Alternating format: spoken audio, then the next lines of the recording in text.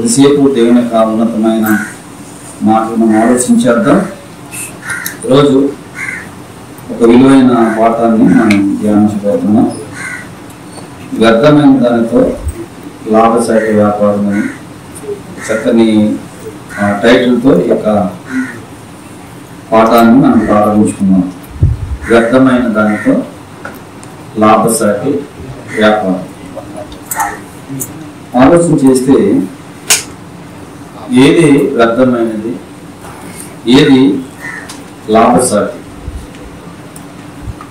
దాని గురించి లోకంలో లాభకరమైనవి వేరు, అలాగే లోకంలో వ్యర్థమైనవి వేరు, అలాగే దేవునిలో వ్యర్థమైనవి వేరు, దేవునిలో లాభకరమైనవి వేరు. ఆలోచన చేస్తే వ్యర్థమైన దానితో లాభసాటి వ్యాపారం అనేది మనం ఒకసారి ఆలోచన చేస్తే, మనం నిత్యము మనం ఉపయోగిస్తున్న వస్తువులు కొంతకాలానికి అవి ఏమవుతాయంటే పాడైపోతాం. ఆ వస్తువులు మనం పక్కన పెట్టి వాటితో వేరే వస్తువులు కొనుక్కోవడానికి మనం సిద్ధపడి ఉంటాం. మన మధ్యకి చాలామంది ఈ సేమండి సామాన్లకు వస్తారు. ఏం చేస్తామండి, ఇవన్నీ ఇచ్చే ఈ పాడైపోయిన వ్యర్థమైన వాటిని ఇచ్చేసి ఇంకా మనకి లాభం కలిగేలా మంచి వస్తువులు మనము తీసుకుంటాం. అలా ఇంకా ఆలోచన చేస్తే మన వీధుల్లోకి ఒకసారి ఈ పాత సామాన్లు కొనుక్కునే వాళ్ళు వస్తూ ఉంటారు కదండి. పేపర్స్, పుస్తకాలు,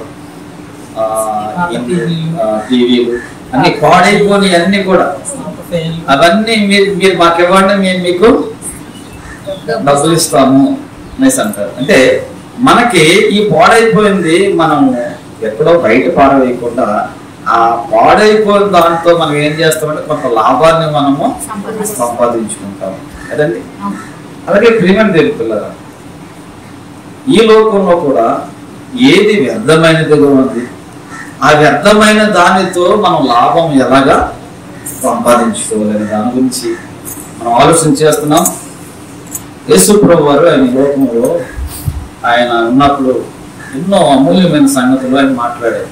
అందులో ఒక వచనాన్ని మనం చూస్తే యోహాను సువార్త 6వ అధ్యాయము 63లో చక్కని విషయాన్ని ప్రభువు వారు మాట్లాడుతున్నారు. ఆత్మయే జీవింపజేయుచున్నది, శరీరం కేవలం నిష్ప్రయోజనం. ఏమంటున్నారంటే ఆత్మయే జీవింపజేయుచున్నది, శరీరం కేవలం నిష్ప్రయోజనం.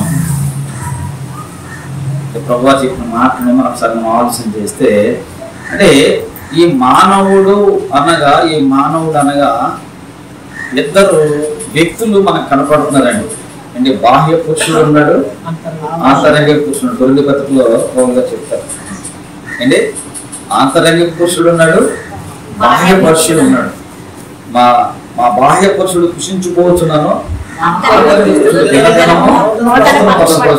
పౌలుగా జ్ఞాపకం చేస్తాను. అంటే మనలో ఇద్దరు వ్యక్తులు ఉన్నారు, ఒకటి శరీరము, రెండు ఆత్మ. అయితే ప్రభు వారు ఏమంటున్నారంటే ఆత్మయే జీవింపజేస్తున్నది, శరీరం కేవలం నిష్ప్రయోజనం అంటారు. అంటే మానవుడు దేని మీద ఎక్కువ మనసు పెడుతున్నాడు ఏంటి? నిష్ప్రయోజనం, వ్యర్థమైన దాని మీద ఎక్కువ మనసు పెడుతున్నాడు. వ్యర్థమైన దాని మీద ఎక్కువ మనసు పెడుతున్నాడు.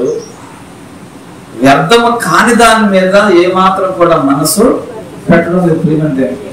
దాని గురించి దీన్ని విశ్లేషణ జరిగించాలంటే ఒక మహోన్నతుడితో, ఒక మహనీయుడితో ఈ యొక్క మాటలు మనం ఆలోచించే. ఎవరంటే ఈ భూమి మీద యేసు ప్రభువు తర్వాత గొప్ప జ్ఞానవంతుడు ఎవరున్నారంటే సొలొమోను మహారాజు గారు. గొప్ప ఐశ్వర్యవంతుడు ఎవరున్నారంటే సొలొమోను మహారాజు గారు. ఏమండి, ఇప్పుడు నాలంటుడు ఒక నక్క అది ఏం చేసిందంటే ఒక ద్రాక్ష పళ్ళ కొరకు అది తినాలని ఎగిరి ఎగిరి ఎగిరి అవి అందకపోతే ఏమన్నా దాటిని మంచి ద్రాక్ష పళ్ళు మంచివి కాదని. అలాగే ఎక్కువగా పేదోళ్ళు మాటలు మన మాటలు ఒకవేళ అంత బిల్డింగ్ ఉండాలి, అంత కారు ఉండాలా, అంత ఉండాలా అంటే ఆడికి లేక అలాగే అంటున్నాడు అని ప్రజలు చెప్తారు కదండి. లేకపోవడం అలా తృప్తి చెందడానికి అలాగన్నారే అని ఒక మరి లోకపు మాటలు మనం వింటాం. కానీ ఇక్కడ ఉన్న ఈ మహనీయుడు సొలొమోను మహారాజు గారి గురించి మనం ఆలోచన చేస్తున్నప్పుడు ఈయన దేవుని చేత ఆశీర్వదింపబడిన వాడై మరి జ్ఞానం విషయంలో ఐశ్వర్యం ఎంత గొప్పవాడు, అంత గొప్పవాడు ఏం మాట్లాడుతున్నాడు, ఆయన ఎన్నో అనుభవించిన తర్వాత ఆయన ఏం మాట్లాడుతున్నాడు. ప్రసంగి గ్రంథంలో 1వ అధ్యాయము 2వ వచనం మనం చూస్తున్నప్పుడు ప్రసంగి గ్రంథం వ్యర్థము వ్యర్థమని ప్రసంగి చెప్పుచున్నాడు. వ్యర్థము వ్యర్థము సమస్తము వ్యర్థమే. ఈయన పేరేంటంటారండి? ప్రసంగి. ఈయన ఎన్నో ప్రసంగాలు చేసిన వాడు. వ్యర్థము వ్యర్థమని ప్రసంగి చెప్పుచున్నాడు. వ్యర్థము సమస్తము వ్యర్థమే. ఏమంటాడండి ఈయన? సూర్యుని క్రింద నరులు పడుచుండు పాటు అంతటి వలన వారికి కలుగుచున్న లాభమేమి అంటే నరులు పడే ప్రయాసలో ఏమి లేదని నేను చెప్తున్నాడు. లాభమేమి అంటున్నాడు. ఎందుకంటే ఆయన సృష్టిలో ఉన్న ప్రతి వస్తువును ప్రతి దాన్ని కూడా ప్రతిదీ ఆయన పరిశీలన చేసి ఆయన మాట్లాడడం జరుగుతుంది. ఆ విషయం గురించి ఇదే ప్రసంగి గ్రంథంలో 2వ అధ్యాయంలో మనకు అర్థమవడానికి ఆయన ఏం మాట్లాడుతున్నాడు. 2వ అధ్యాయం మొదటి నుంచి చూస్తే, కానీ నిన్ను సంతోషం చేత శోధించి చూతును, నీవు మేలును అనుభవించు చూడమని నేను నా హృదయంతో చెప్పుకుంటుని. అయితే అది వ్యర్థ ప్రయత్నమాయను. ఎవరితో మాట్లాడుతున్నాడంటే తన హృదయంతో చెప్తున్నాడు. ఏమని చెప్తున్నాడు? నిన్ను సంతోషము చేత శోధించి చూడము, నువ్వు మేలు అనుభవించు చూడమని నేను నా హృదయముతో చెప్పుకుంటుని. అయితే వ్యర్థ ప్రయత్నమాయను. ఏమంటున్నాడు? అది కూడా వ్యర్థ ప్రయత్నమాయను. ఎందుకు వ్యర్థ ప్రయత్నం అయిందంటే 4వ వచనం మనం చూస్తే, నేను గొప్ప పనులు చేయబోకుంటుని, నా కొరకు ఇల్లు కట్టించుకుంటుని. ఏం చేశాడంటే ఆయన ఇల్లు కాదు ఏంటి, చాలా ఇల్లు కట్టించుకుంటున్నాడు. ద్రాక్ష తోటలు నాటించుకుంటుంది. నా కొరకు తోటలను శృంగార వనములను వేయించుకొని. చాలా మంది ఫామ్ హౌస్ అంటున్నారు కదా, అది ఇంకా చిన్నదే ఆయనతో పోలిస్తే. వాటిలో సకల విధములైన ఫలవృక్షములు, ఒకటి కాదు రెండు కాదు, ఏమున్నాయండి అంటే వేరే వేరే దేశాల్లో ఉన్న. ఇప్పుడు మనం కూడా ఇప్పుడు మనకి ఏదైనా మనకు మంచి దొడ్డు తయారైంది అనుకోండి, మనం ఈ ఫలవృక్షాలు ఎక్కడి నుంచి తెచ్చుకుంటున్నామండి? ఈ కడిగి నుంచి తెచ్చుకుంటా ఉంటాం. అలాగే సొలొమోను మహారాజు గారు ఆయనకు ఉద్యానవన తోటలోనికి సకల విధములైన ఫలవృక్షములను, అంటే ఆయన తోటలో ఈ ఫలము ఉందా అంటే లేదు అంటానికే చాయిస్ లేదు.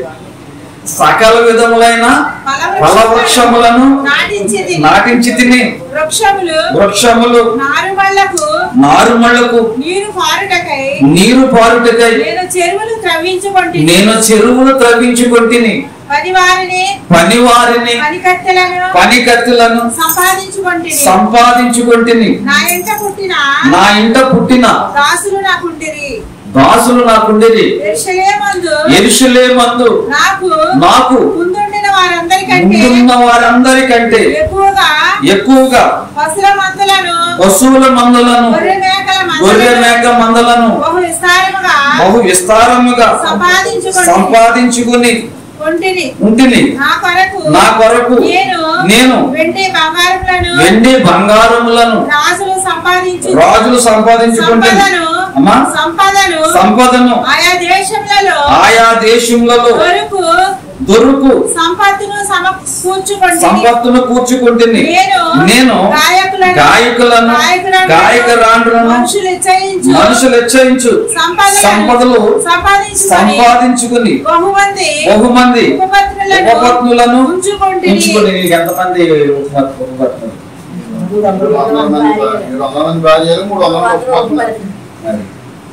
1000 మంది. ఏంటి ఆయనకి మంచి గాయక బృందం కూడా, మంచి ఆర్టిస్ట్. అంటే ఆయనకి ఇది లేదు అనేది లేదు. కింద ఎంత చక్కని మాట చెప్తాడంటే, కిందకి అమ్మా చదువు చూడండి. నా కన్నులు ఆశించిన వాటిలో దేనిని అవి చూడకుండా నేను అభ్యంతరము చేయలేదు. మనం రాజమండ్రి షాపింగ్కి వెళ్ళామనుకోండి, మన దగ్గర ఉన్న డబ్బులు ఎంతో మనకే తెలుసు. మన పిల్లలు కూడా మనం తీసుకెళ్తూ ఉంటాం. పిల్లలు ఏం చేస్తారంటే, మమ్మీ అది కొని, మమ్మీ ఇది కొని ఇలా చూపిస్తూ ఉంటారు. వాళ్ళకి తెలియదు కదా మన దగ్గర ఉన్న బ్యాలెన్స్ ఎంతో.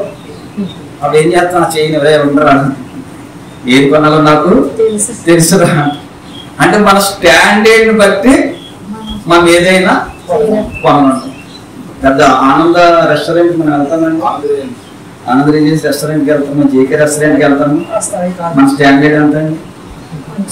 ఆ స్టాండర్డ్ లోనే మనము, అంటే మన కన్నులకి చాలా కనపడతాయి, కానీ అందులో ఏది మనము మన స్టాండర్డ్ అక్కడికే మన కళ్ళు అక్కడికి తీసుకెళ్ళిపోతాయి.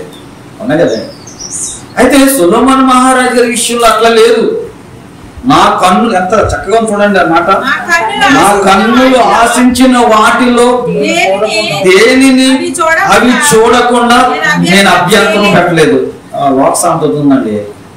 మరి రాజులు తలుచుకుంటే దెబ్బలు కొద్దిగా ఉన్నారంటే కొండ మీద పోతమైనా చూస్తారా? ఈయన కన్నులు ఆశించిన దాన్ని దేనిని అలా ఆయన దాన్ని దేనికి అబ్జెక్షన్ ఎంత గొప్పగా ఉందా చదువుతాను.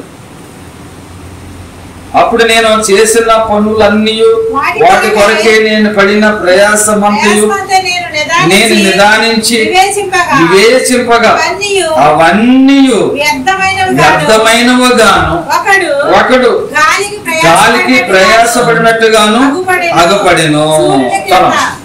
సరే అండి.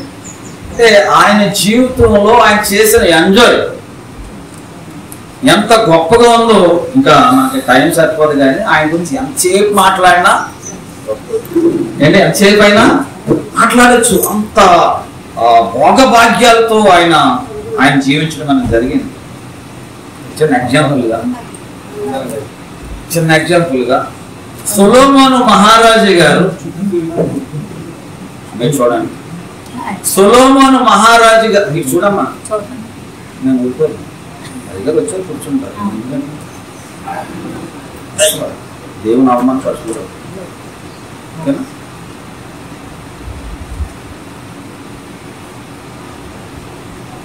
సొలొమోను మహారాజు గారు ఒకరోజు ఆయన ఇంటిలో ఆయన ఖర్చు పెట్టే భోజన పదార్థాలు లేకపోతే భోజనానికి ఏమేమి వాడతారు ఒకసారి మనం చూస్తే రాజుల గ్రంథం 4వ అధ్యాయము 22. మొదటి రాజుల గ్రంథం క్షమించండి, 4వ అధ్యాయం 22 వచ్చు.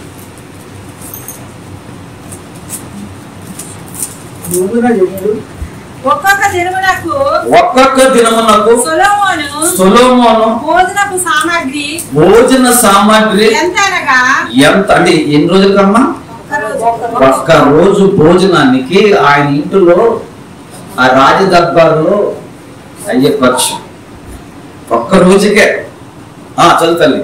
ఒక్కొక్క దినమునకు సొలొమోను భోజనపు సామాగ్రి సొలొమోను గారి యొక్క భోజనపు సామాగ్రి ఎంత అనగా 600 తూముల ఎంతమ్మా 600 తూముల తూము సన్నపు అంటే ఇప్పుడు మరి ఇంకా తరలో సోలో కొంచెంలో నాలుగు ఇంకా 600 తూముల సన్నపు గోధుమ పిండి సన్నపు అంటే గోధుమ పిండిలో కూడా క్వాలిటీ అండి. గోధుమ పిండిలో కూడా క్వాలిటీ మహారాజు కాదండి, బాగా క్వాలిటీ. అందుకే అన్నమాట సన్నని సన్నని గోధుమ పిండి 1200 తూముల అమ్మా 1200 తూముల ముతక పిండి అంటే 1200 ముతక పిండి ఇది ముతక పిండి, ఇది సన్న పిండి. క్రొవ్విన ఎడ్లు 10 కొవ్విన ఎడ్లు 10 విడి ఎడ్లు 20 అంటే కొవ్వులు ఎడ్లండి 10 విడి ఎడ్లు 20 విడి ఎడ్లు కొవ్వులు ఏంటంటే 20 100 గొర్రెలను ఎన్ని గొర్రెలు అండి 100 గొర్రెలు ఇవియు కాక ఎర్ర దుప్పులు జింకలు కొవ్విన బాతులను తేబడెను. ఒక రోజు ఆయన భోజనానికి వారి యొక్క అంతఃపురంలో వారి సేవకులు భోజనం చేయడానికి అవసరమైన వస్తువులు లేదా జంతువులు ఇంత గొప్పగా ఇంత వైభాగ్యముతో సొలొమోను మహారాజు గారు ఆయన జీవిస్తున్న జీవితానికి యావత్తు భూలోకమంతా కూడా ఆయన గురించి ప్రసిద్ధి చెందుతున్నప్పుడు మనకు బాగా తెలుసు. షేబా దేశపు రాణి ఆయన గురించి విన్నది. ప్రేమ ఆవిడ కూడా ఎవరండి? దేశానికి ఒక షేబా దేశానికి ఆవిడ రాణి. ఆవిడ కూడా మహారాజు స్థానంలో రాణి స్థానంలో ఉంది కనుక ఆమె వైభవం తక్కువేమీ ఉండదు. అయినప్పటికీ సొలొమోను గారు ఆయన గురించి విన్నప్పుడు ఆమెకు ఆశ్చర్యం కలిగింది.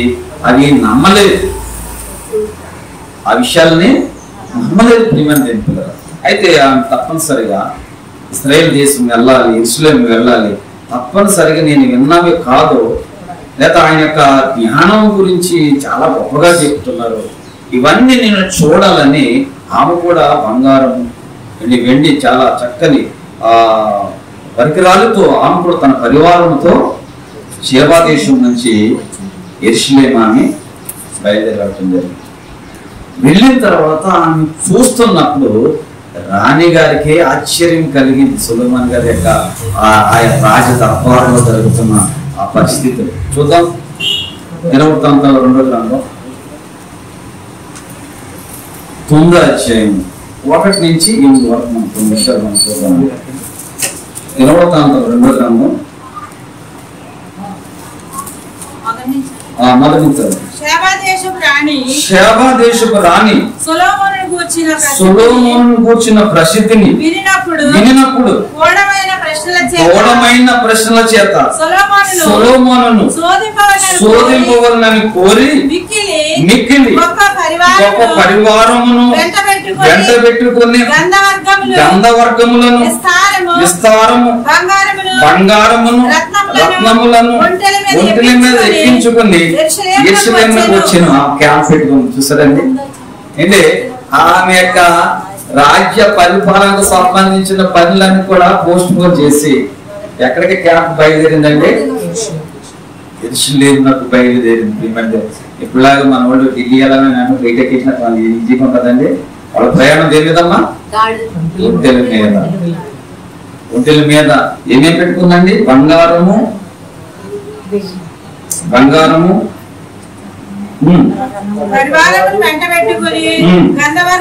గంధవర్గములు విస్తారము బంగారము రత్నములు ఒంటెల మీద ఎక్కించుకున్నారు. ఇవన్నీ తీసుకుని ఆమె ఇంకా ఎలా సిద్ధపడిందంటే గూఢమైన సంగతుల ద్వారా సొలొమోను గారిని ఇరికించాలి.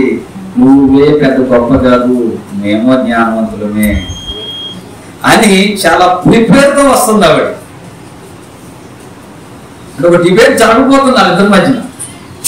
చాలా గూఢమైన సంగతులతో ఆమె ప్రిపేర్ అయ్యి తన రాజ్యం గురించి, తన తెలివితేటల గురించి ఆయన దగ్గర హైలైట్ అవ్వాలన్నట్టుగా ఆమె బయలుదేరి వస్తుంది. ఆల్రెడీ వచ్చింది. ఇప్పుడు ఎక్కడికి వెళ్ళిపోయానండి?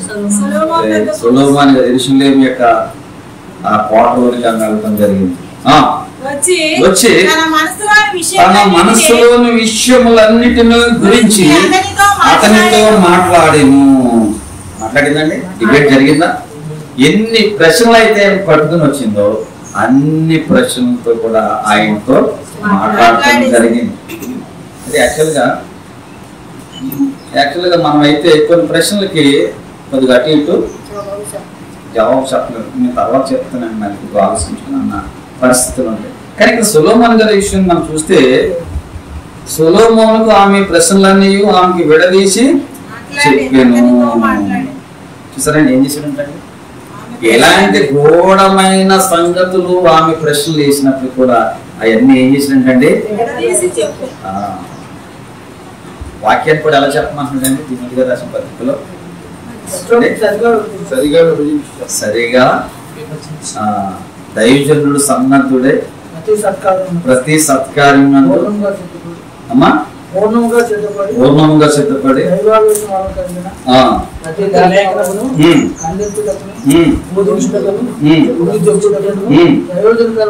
ప్రయోజనకరమైన మనం చూస్తే తిమోతి గారు రాసిన పత్రికలో దైవజనుడు సమర్థుడై ప్రతి లేఖనము ఎట్లా చెప్పాలంటే విభజించి చెప్పమంటాడండి. అది ఎక్కడి నుంచి మనకు కనపడుతుంది? సొలొమోను మహారాజు గారి కాడి నుంచి కూడా చూడండి. సొలొమోను ఆమె ప్రశ్నలన్నీ ఆమెకు విడదీసి చెప్పాను.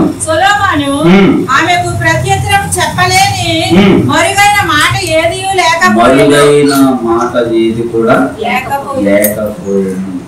అంటే ఎంత గొప్పగా సొలొమోను మహారాజు గారు ఆమెకి ప్రశ్నలన్నిటికీ సమాధానాన్ని చెప్పగలిగారు. మనం కూడా ఏది అడిగిన ప్రతి దానికి మనం ఎట్లా ఉండాలంటే సాత్వికంతో సమాధానం చెప్పేవారిగా ఉండాలి. అంటే దేవుని యొక్క జ్ఞానం విషయంలో మనం కూడా ఎట్లా ఉండాలంటే పరిపూర్ణంగా. పౌలు గారు అంటాడు పత్రికలో, పరిపూర్ణమైన వారి మధ్య నేను జ్ఞానమును బోధించుచున్నాను. అంటే దేవుని యొక్క జ్ఞాన విషయంలో మనం కూడా తప్పనిసరిగా దాన్ని అధ్యయనం చేయాలి. ఎట్లా అధ్యయనం చేయాలంటే దావీదు గారు అంటారు మొదటి కీర్తనలో, దృష్టిలో ఆలోచించుకున్నారు వాళ్ళు మాత్రం కూర్చుని చోట కూర్చుండగా ధర్మశాస్త్రం ఆనందించు ఈ వారాత్మ దాన్ని ధ్యానించిన వాడు. వాక్యాన్ని చదవమన్నాడు, ధ్యానించాలి. ఏ వారాత్రులు దాన్ని ధ్యానిస్తున్నప్పుడు దాంట్లో ఉన్న పరమాత్మ ఏంటనేది మనకి దేవుడు తెలియజేస్తాడు. కనుక అంతటి జ్ఞానం కలిగిన ఈ సొలొమోను మహారాజు గారు ఆ షేబా దేశపు రాణి అడిగిన ప్రతి ప్రశ్నకు ఏం చేశాడంటమ్మా ఆయన సమాధానము విడదీసి చెప్పాను. తదుపరి డిబేట్ అయిపోయింది. డిబేట్ అయిన తర్వాత ఆమె ఎక్కడ తీసుకెళ్ళాలి అంటే అయిన తర్వాత కష్టమైన తర్వాత మనకేముందండి కదా, చాలా దూరం నుంచి వచ్చింది కనుక ఆ విందుశాలకు ఆయన తీసుకెళ్తున్నారు. చూడండి అవన్నీ కూడా అబ్జర్వ్ చేస్తున్నారు. చూడండి మనం ఏదైనా గొప్ప ఇంటికి వెళ్ళామనుకోండి, ఇప్పుడు అందరూ కూడా ఏం చేస్తున్నారండి, ఎవరు రాజీ పడతలేదు. ప్రతి వాళ్ళు టైల్స్, సీలింగ్స్, మంచి లైటింగ్స్, మంచి బాగా డెకరేషన్ చేస్తున్నారు. బాగా పెద్దలకు వెళ్ళినప్పుడు మనం ఏం చేస్తామండి, ఇంకెలా చూస్తూ ఉన్నాం. అవునా కదండి? ఇలా ఇక్కడ అలాంటి పని ఎవరు పడిందంటే షేబా దేశపు రాణికి అయిందన్నమాట. చూస్తే చూడండి, షేబా దేశపు రాణి సొలొమోనుకు కలిగిన జ్ఞానమును అతని కట్టించిన నగరము, అతని బల్ల మీద భోజన పదార్థములను. కూర్చుంటారు భోజన పదార్థాలు ఎంత అవుతుంది అండి? అతని బల్ల మీద భోజన పదార్థములను, అతని సేవకులు కూర్చుంటాను, అతని ఉపచారులు కనిపెట్టుటను, వారి వస్త్రములను, అతనికి గిన్నెలను అందించి వారిని, వారి వస్త్రములను యెహోవా మందిరమందు అతడు అర్పించు దహన బలులను చూసినప్పుడు ఆమె విస్మయం ఉంది. రాజుతో ఇట్లా నేను బైబిల్ తీయలేదు కదా, బైబిల్ ప్రభుత్వం డిమాండ్ చెబుతున్నారు. ఆలోచన చేస్తే సొలొమోను గారికి జ్ఞాన విషయంలో, ఆయనకున్న భోగభాగ్య విషయంలోని ఒక మహారాణి ఆయన దగ్గరున్న ఆయన పనివారికి, ఆ పనివారు వేసుకున్న వస్త్రాలు కూడా చాలా పరిశీలించి చూస్తుంది ఏంటి. అక్కడున్న పనివారి వస్త్రాలు కూడా ఆమె దగ్గర ఉన్న పనివారి లాగా లేరు అన్నట్టుగా. ఒకసారి చూడండి మాట ఎంత బాగుంది. బయట చదువుతుంది ఒకసారి. అతని బల్ల మీద భోజన పదార్థములను, అతని సేవకులను కూర్చుండటను, అంటే కూర్చుండే విధానములు కొన్ని సంఘాలు ఎలా ఉంటాం అది ఎక్కడ మనం వెళ్ళినప్పుడు, అంటే కొంతమంది ఇలాంటి జ్ఞానవంతులు లేకపోతే మంచి నాయకులు అబ్జర్వేషన్ చేస్తారు. మనం ఏదైనా ఇంటికి వెళ్ళినప్పుడు మనం కూర్చునే విధానం, బాడీ లాంగ్వేజ్ అంటారు. కొంతమంది అలా అన్నీ బాగా పెద్ద ఇంటికి వెళ్ళినప్పుడు అవన్నీ అబ్జర్వ్ చేస్తారు. మనం తినే తిండి విషయం, కొంతమంది తిండి తింటుండే సౌండ్ వచ్చారు పది సార్లు డబ్బులు ఆ పక్కనకి ఇబ్బందిగా ఉంటుంది. కూర్చునే విధానం ఇవన్నీ కూడా వాడు అలాగే కూర్చున్నారంటే ఎవరు నేర్పించారు? వాడు ఎవరిచ్చే ట్రైనింగ్ అంటే ఆమె పనివారు అలా కూర్చుంటా లేదండి. మీకు అర్థమైందా? ఏమంటున్నది? ఏం చూస్తుందండి ఆవిడ? అతని సేవకులు కూర్చుంటను అన్నట్టు ఏంటంటే కూర్చున్న విషయంలో కూడా అసలు కూర్చోలేదని కాదండి, ఆ కూర్చుని విధానం కూడా ఆమె ఆశ్చర్యం కలిగిస్తుంది. చూడండి, మనం ఎవరైనా ఇంటికి వెళ్ళినప్పుడు కొంతమంది దైవజనులు ఏమన్నా మంచినీళ్ళు ఇస్తారు, అయితే కూర్చుని నేను చేయి చేస్తారు. పాస్టర్ గారి ఇంటికి వెళ్ళాను కానీ అమ్మ అయ్యారు ఉన్నారంటే ఏమన్నా లేడు లేదంటే బాబు ఏమో మాకు ఎవరు చెప్పిపోతారు. ఇవన్నీ అబ్జర్వేషన్ చేస్తారా లేదా? లేదా ఆ పాస్టర్ వచ్చి కూర్చున్నప్పుడు కూర్చున్నా అలా అవుతుంటే మనం మామూలు చేసేస్తాం, కానీ మనం వెళ్ళిన తర్వాత ఈ విషయాలను కూడా ఆలోచన చేస్తాం తెలిపేలా. అలా ఈవిడి ఈ సేవాదేశం నుంచి వచ్చినప్పుడు ఈ ప్రశ్నలు, ఈ డిబేట్ కార్యక్రమం అయిపోయింది. ఆ ప్రోగ్రాం అయిన తర్వాత ఆమె ఎక్కడికి వెళ్ళిందంటే బిందుసాలలోకి వెళ్ళారు, అంతఃపురంలోకి వెళ్ళారు. అక్కడ కూర్చున్న వారిని కూడా చూస్తుంది, వాళ్ళ వస్త్రాలు కూడా అతని ఉపచారులు కనిపెట్టుటను, వారి వస్త్రములను, అతనికి గిన్నెలను అందించి వారిని, వారి వస్త్రములను యెహోవా మందిరమందు అతడు అర్పించు దహన బలులను చూసినప్పుడు ఆమె విస్మయం ఉంది. రాజుతో ఇట్లంటే ఎవరు విస్మయం పొందుతున్నారు? ఇక్కడ సామాన్య వ్యక్తి అండి, దేశానికి మహారాణి. మనం కూడా వీరు రాజులైన యాజక సమూహం. మనం కూడా వెళ్ళేటప్పుడు మన డ్రెస్ కోడ్ అవని, మన కూర్చుని విధానం అవని ఏదైనా బయట వారికి ఆశ్చర్యాన్ని కలిగించదు. అది దేవుడు అవసరం చేస్తాడు. ఆమె విస్మయం ఉంది. ఏం మాట్లాడుతుంది? నీ కార్యములను గురించి, నీ జ్ఞానమును గురించి నేను నా దేశమందు వినిన వర్తమానము నిజ వర్తమానమే గాని నేను వచ్చి కన్నులారా చూచు వరకు వారి మాటలను నమ్మకయుంటిని. సరే, వారి మాటలు నమ్మకయుంటే సొలొమోను గారి గురించి చెప్పబడిన మాటలు నమ్మేలాగా ఉన్నాయా, నమ్మకం లేనట్టు ఉన్నాయా?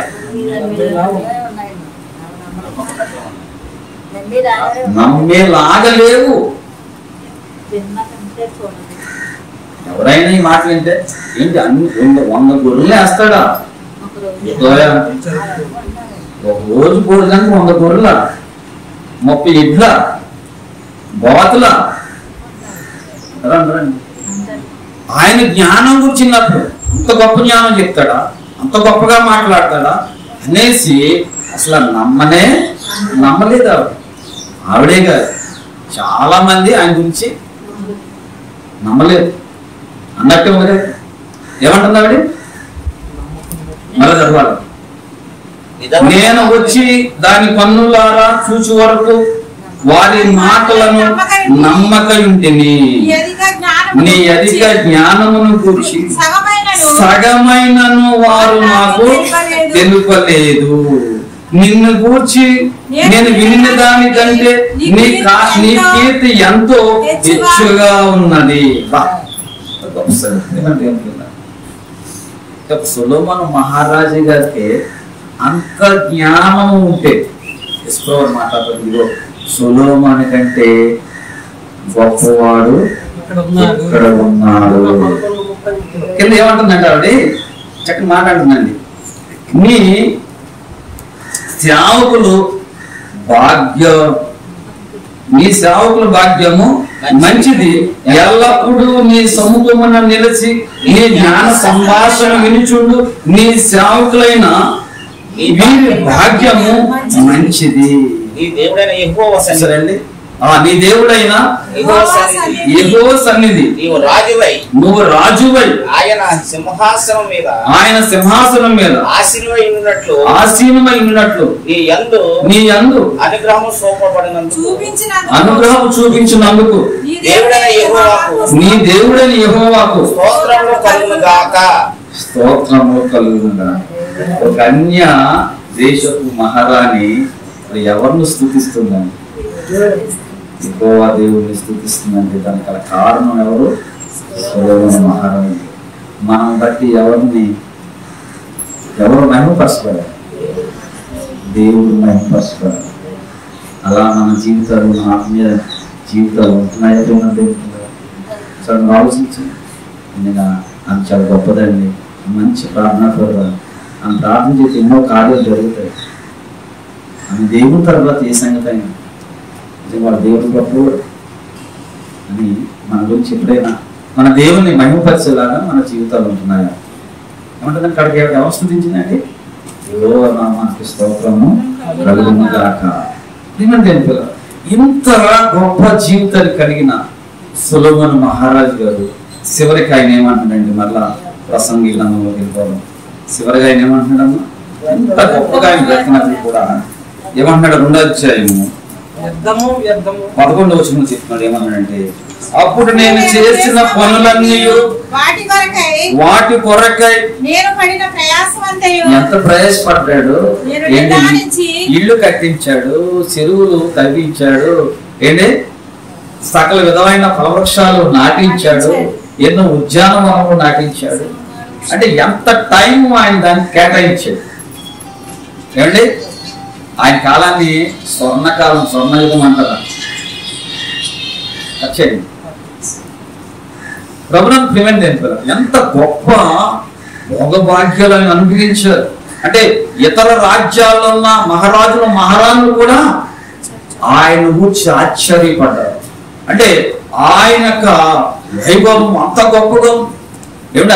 అవన్నీ ఆయన పరిశీలించినప్పుడు అవన్నీ చూసి చాలా ఆశ్చర్యం కలిగించింది. అంటే ఆయన తోటలోకి వెళ్తే ఈ ఫలం లేదనేది ఉందా? సకల విధమైన ఫలవృక్షములు ఆయన నాటించాడు. ఏ దేశంలో ఏది వెరైటీ ఉందో అదన్నీ రప్పించేసాడు ఆయన. అంత గొప్ప ప్రేమంతో అంత గొప్ప మహానుభావుడు సొలొమోను మహారాజు ఏమంటున్నారండి? ఆయన మాట మనం అంటే బాగోదు, ఆయన ఏమంటున్నారు? అప్పుడు నేను చేసిన పనులన్నీ వాటి కొరకై నేను పడిన ప్రయాసమంతయు నేను నిదానించి వివేచింపగా. ఏం చేశాడండి? ప్రతి సొలొమోను మహారాజు గారికి ఉన్న గొప్ప ఆ జ్ఞానంలో ఉన్న విశేషం ఏంటంటే ఆయన ఒక సైంటిస్ట్ అంటాడు. ప్రతి దానిని కూడా ఆయన చాలా పరిశీలన చేస్తూ ఉంటాడు అన్నమాట. ప్రతి దాన్ని ఆయన చేసే ఒక పని అయినా సరే ఈ పనిలో ఏంటి, ఇందులో ఏమి, ప్రతి దాన్ని ఆలోచన చేస్తాడు. ఏంటి ఇందులో ఎంత లాభం ఉంది, ఎంత వ్యర్థం ఉంది, నేను ఎలా ఖర్చు పెడుతున్నాను, అది ఏదైనా ప్రయోజనకరంగా ఉందా అని ప్రతి దానిని ఆయన ఆలోచన చేస్తాడు. అలా ఆలోచన చేయగా వివేచింపగా అవన్నీ వ్యర్థమైనవుగాను ఒకడు గాలికి ప్రయాసపడినట్టుగాను అగుపడేను. అంటే టోటల్ గా సొలొమోను గారి యొక్క రాజ్య పరిపాలనలో ఆయన అనుభవించిన భోగ భాగ్యాలన్నీ కూడా టోటల్లో చేసి ఆయన ఈజీపడి పెడితే ఏమంటాడు దానికి? వ్యర్థము. ఏమన్నాడు దానికి? గాలికి ప్రయాసపడినట్టుగాను అగుపడిను, సూర్యుని క్రింద లాభకరమైనది ఏది లేనట్టు నాకు కనబడింది. మన టైటిల్ ఏంటి? వ్యర్థమైన దానితో లాభసాటి వ్యాపారం. ఇక్కడ ఆయన ప్రతిదీ ఆయన అనుభవించాడు. ఫైనల్ ఆయన రిజల్ట్ ఏం చెప్తున్నాడు? ప్రతిదీ కూడా వ్యర్థముగాను ఒకడు గాలికి ప్రయాసపడినట్టుగాను అగుపడిను, టోటల్ గా సూర్యుని క్రింద.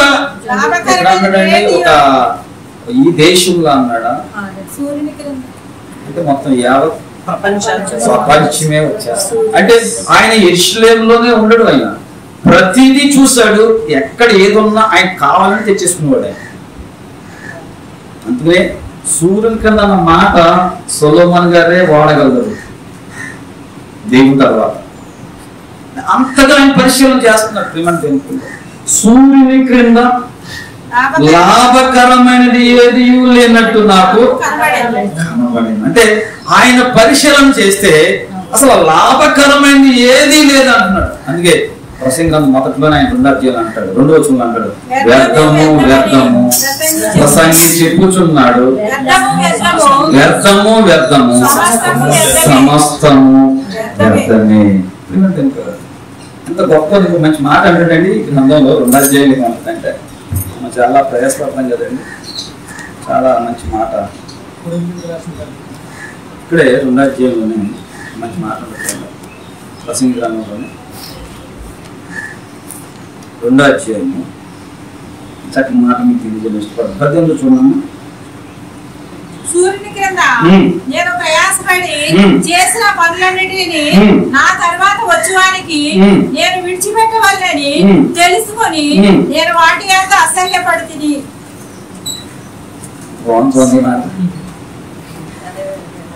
ఏంటి ఎవరికి ఇచ్చేయాలంట?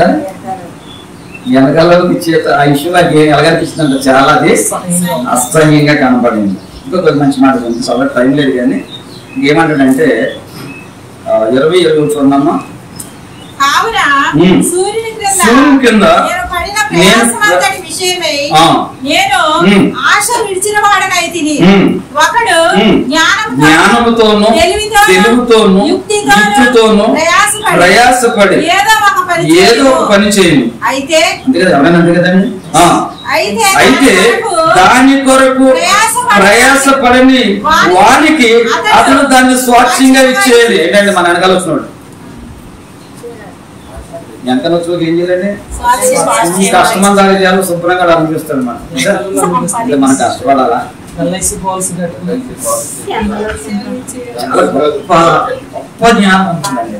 చాలా అద్భుతమైన విషయాలు ఉన్నాయి. చూడండి, చూడదు తల్లి గురించి చూస్తే ఈ పిల్లలు పుట్టిన కాడి నుంచి పడే ప్రయాసాలు 1, 2 కాడి నుంచి ఆడికి ఉదయాన్నే కాన్వెంట్కి వెళ్తానికి ఎన్నింటి లెక్కలండి.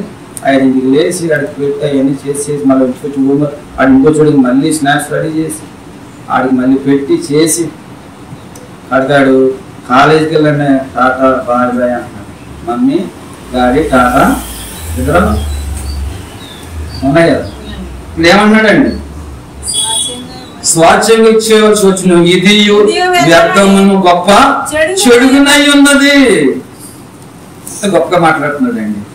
ఇంకా కిందకి ఇంకెళ్తే సూర్యుని క్రింద నరునికి తటస్థించు ప్రయాసం అంతటి చేతను వాడు తలపెట్టు కార్యములన్నిటి చేతను వానికేమీ దొరుకుచున్నది. ఏం ప్రశ్న వేస్తున్నారండి? వానికేమీ దొరుకుచున్నది. ఇంకో మంచి మాట, దేవుని పిల్లలకు అద్భుతమైన మంచి మాట మీకు చెప్పాలని ఇష్టపడుతున్నాను.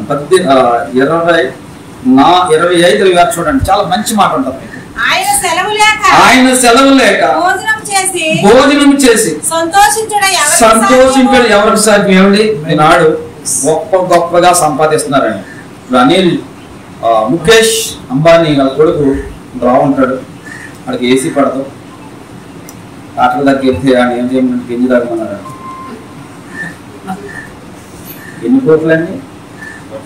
మన దేశాన్ని కొనేసాం, అన్ని కోట్లు ఉన్నాయి. ఏసీ పడతాడు, ఏసీ వేసారా అయిపోతాడు, తెల్లగా మించిపోతాడు. ఎంత రోగం అడిగిన వాడి ప్రపంచ దేశాలు ఎక్కడున్నా డాక్టర్ తీసుకొని చేంజ్ చేస్తాడు. కానీ వాడికి ఆ రోగానికి మందు లేదు, వైద్యుడు లేదు. దేవుడే అంటే దేవుడి దగ్గరికి వస్తే కలుగుతాడు. గింజి తాగమన్నాడు. ఆయన సెలవు లేకుండా అన్ని కళ్ళతో చూస్తారు. కానీ చాలా మంది స్వీట్ ఎత్తడానికి వద్దాం, హార్డ్ ఎత్తడానికి వద్దాం, బజ్జీలు ఎత్తడానికి వద్దమ్మా. ఇప్పుడు ఏంటంటే చంద్రబాబు నాయుడు గారు అమ్మేనో చూడండి, ఏమన్నదండి ఇంత జైలు ఇంతే. నాయకులు ఎవరైనా ఇంతే, ఇంతకేం లేదు. మనవాళ్ళు కష్టపడిన వాళ్ళు ఎంతైనా లాగించేస్తారు చక్కగా. అంటే బిర్యానీ పెట్టినోడు గొప్పడు, బిర్యానీ అరిగించినోడు గొప్పడు. మనం ఎవరికి ఉందని చెప్తుందండి? చెప్పం మనం, ఆయన చెప్పం. అలా చెప్పి బిర్యానీ పెడతాడని ఆయన చూస్తాం. ఒకడు దేవుని సెలవు లేకుండా అన్నపానం పుచ్చుకుంటా ఎవరికి సాధ్యం? ఇంకా మంచి మాట కింద చాలా అద్భుతమైన విషయాన్ని తెలియజేస్తున్నా. యాలయనగా దైవ దృష్టికి 26 వస్తున్నాను. యాలయనగా దైవ దృష్టికి మంచివాడిగా నుండువానికి దేవుడు జ్ఞానమును తెలివి ఆనందమును అనుగ్రహించును. తర్వాత అయితే దైవ దృష్టికి, ఈ మాట మీరు గీతలు పెట్టారు, రెండింటి గీత పెట్టుకోండి. అయితే దైవ దృష్టికి ఇష్టడగు వానికి ఇచ్చుటకై ప్రయాసపడి పోగు చేయు పని ఆయన పాపాత్మునికి నిర్ణయించిన చాలు. నాకు దైవజనుడు ఉదయానికి పేస్ట్ పెట్టుకోరు. దైవజనుడు ఆయన పిల్లలు పేస్ట్ పెట్టుకోరు అంటే ఆ కంపెనీ పెట్టేది ఎవరితోటండి చెప్పండి? పాపాత్మ. దైవజనుడు గాలి కావాలి, ఆ ఫ్యాక్టరీ పాపాత్మతో పెట్టేస్తారు. లోకంలో ఉపయోగించే వస్తువులన్నీ ఎవరి కోసం? తన పిల్లల కోసం ఆ పని అవకాశించాడంటే అండి. చేపలు కావాలి, అయ్యో సాక్షిస్తారు సాక్షి మా గురించి. ఊళ్ళో చేపలు కొనుక్కున్నారు, అక్కడ దొరకలేదు. అయ్యో దైవం గోధుమ పెట్టకపోతే చేపలు, ఇంకోసారి చేప అడిగచ్చు. ఎవడాడు? ఇది మంత్రులు పాపాడుతుంటాడు, ఆడ తెచ్చి ఉంటాడు. అంతే. మన ఇంటికి వచ్చి ఏ వస్తువు అయినా పాపాత్మంతో విషయాలు పెట్టి తయారు చేసి మనకు పంపిస్తాడు. వచ్చే మెటీరియల్ అంతా లోకస్తుల గురించి కాదు. జాంకాయలు కావాలి తేవాల్సిందే, సపోటాలు కావాలి తేవాల్సిందే. ఎవరు తప్పించాడంట పని? వాటికి అర్థమైంది. నా పిల్లలకి సృష్టి అవకాశం చేసిందండి. అందుకోసం ఈ ఇండస్ట్రీలు ఇవన్నీ ఎందుకు పెట్టారండి? పాపాత్మలు అన్ని తయారు చేయాలి.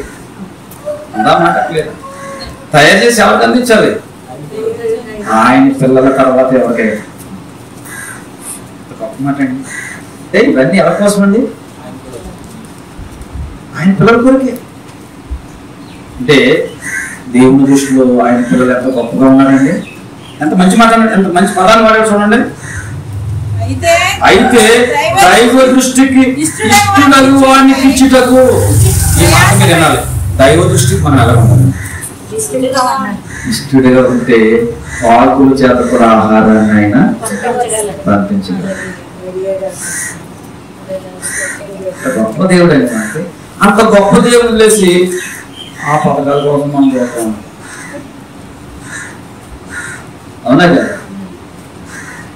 మీరు క్రీస్తుని లేకపోయిన వారైతే కొలసి 3 చూస్తే పైన ఉన్న వాటినే వెతకండి. మనం ఎక్కడ వెతుకుతున్నామండి? కిందకే వెతుకుతున్నాం. అక్కడ క్రీస్తు దేవుడి కోసం పైన ఉన్న వాటి మీదే కానీ భూ సంబంధమైన మనసు ఎంత గొప్ప మాట్లాడుతుంది. మన మనసు దేని మీద ఉంటుంది? దేని మీద ఉంటుంది మన మనసు? దేవునికి, దైవభక్తికి మంచివాడిగా ముందువానికి దేవుడు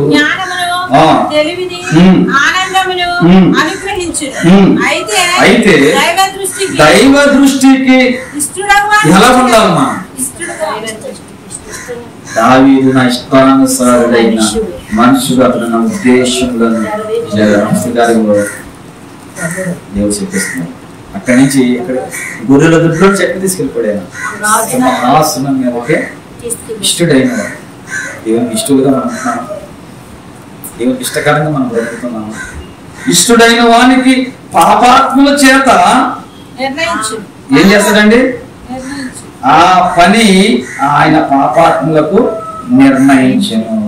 కాబట్టి ఇది వ్యర్థముగాను ఒకరు గాలికి ప్రయాసపడినట్లుగాను ఉన్నది. కాబట్టి ఫైనల్ గా ఆయన అనుభవించిన జీవితం అంతటికి ఫైనల్ గా లాభము ఏది లేదు అని చెప్తున్నారు. లాభం ఏది లేదని చెప్తున్నారు. టైటిల్ ఏంటి? వ్యర్థమైన దానితో లాభసాటి.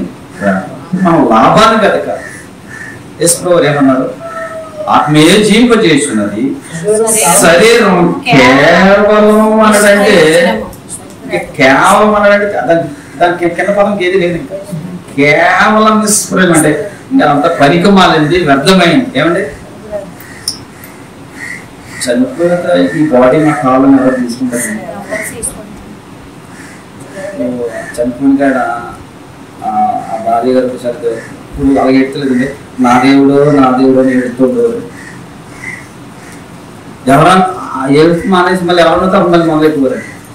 కాబట్టి నా దేవుడు తీసుకెళ్ళకుండా బాగోదు, నా దేవుడు తీసుకెళ్ళకుండా బాగోదు. సర్లే మనం తీసుకెళ్ళొద్దు అంటుందో నన్ను వెళ్ళిపోవాలని అన్నారు అనుకోండి. మళ్ళీ ఆడే బాబు తీసుకెళ్ళండి అంటే అది అర్థం అట్నే కదండి. నా దేవుడు తీసుకెళ్ళకుండా బాబు అంతే కదా. నా దేవుడు తీసుకెళ్ళకుండా బాబు అని మా చిన్న నిజమా అది? అలాగే వెళ్ళి సమాధికారు నీళ్ళు వచ్చేటట్టు అందరూ స్నానం చేసి ఏంటి మరి కారుని ఇప్పెడతాం, కళ్ళలో గుర్తేసుకుంటాం, కారుని ఇప్పెడతాం. ఏమీ అర్థం అంటే వెళ్ళిపోయినట్టు గురించి ఇంకేమీ ఆలోచన లేదు. కేవలం నిష్ప్రయోజనం. ఈ సూర్యుడి కింద ఉన్న సమస్తము వ్యర్థము, నిష్ప్రయోజనం అంటున్నారు. అపోస్తలుడైన పౌలు గారు నా కొరింథీ సంఘానికి ఉత్తరం రాస్తూ మొదటి పత్రిక 15వ అధ్యాయం 58వ వచనం, కాగా నా ప్రియ సహోదరులారా, కాగా నా ప్రియ సహోదరులారా 15:50 కాగా నా ప్రియ సహోదరులారా, మీ ప్రయాసము ప్రభువునందు వ్యర్థము కాదని ఎరిగి. చాలండి. ఇందాక సొలొమోను గారు ఆయన ప్రయాసం ఏమన్నాడండి? మామూలు వ్యక్తి ఆయన వ్యర్థమన్నా చెప్పిన మామూలు వ్యక్తి అండి, మహారాజు. అక్కడున్న ప్రయాసం ఏమన్నాడండి? వ్యర్థము అంటున్నాడు. కానీ అపోస్తలుడైన పౌలు గారు ఏమన్నారు? సహోదరులారా, మీ ప్రయాసము ప్రభువునందు వ్యర్థము కాదు. మాట గమనించి ప్రభువునందు వ్యర్థం కాదు. దీనికి మంచి కీవర్డ్ మీకు ఇస్తుంది. జరగాకి కీర్తన గ్రంథం 56వ అధ్యాయం. ఎందుకు వ్యర్థం కాదు? 56వ అధ్యాయం 8వ వచనం. చాలా గొప్పగా ఉంటుంది. ఇది తెలిసిన తర్వాత మన ప్రార్థనకి వెళ్ళటానికి చాలా ఇబ్బంది పడుతుంది, చాలా ఆసక్తితో ఉంటాను.